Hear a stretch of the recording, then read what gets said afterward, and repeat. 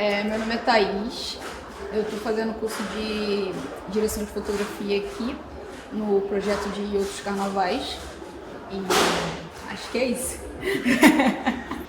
Minha função no projeto é na direção de fotografia mesmo, com algumas outras funções que a gente está meio que ali fazendo uma gambiarra assim, de todo mundo junto, né, e tal. Mas a minha função é basicamente na direção de fotografia, cuidar da parte mais visual do projeto.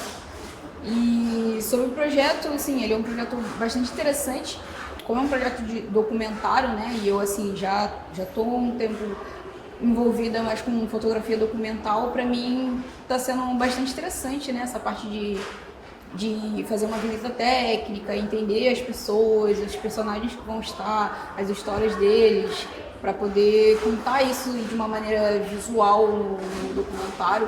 O Cinema Nosso eu já tinha feito um curso aqui, né? Eu conheci ele acho que em 2023, por um amigo, né? Pelo Natan, que ele é o diretor agora do Outros Carnavais. E a gente veio fazer uma oficina de Jordan Peele, de cinema de Jordan Peele aqui.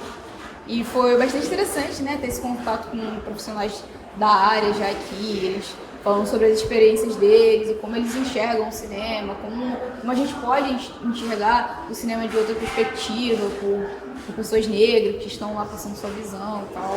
Então, está sendo bastante interessante, porque principalmente do núcleo de criatividade do direção de fotografia com o Luiz, ele já tendo essa experiência que ele tem no mercado e tudo mais, ele dá uns conselhos pra gente. Por exemplo, na semana passada, a gente estava falando sobre iluminação, e aí começou a acontecer dinâmicas ali que poderiam acontecer no set, que aconteceu naquele momento. Foi muito interessante, porque ele explicou pra gente como é que funcionaria, como é que a gente poderia posicionar a iluminação, a câmera. Ele foi dando essa mentoria mais prática, assim, de praticidade.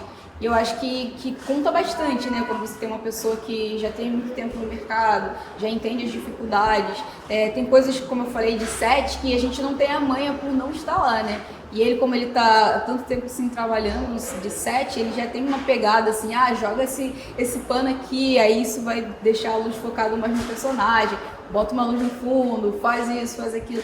Eu acho que é uma visão assim bastante ampla, né, do que é um cinema de guerrilha, né?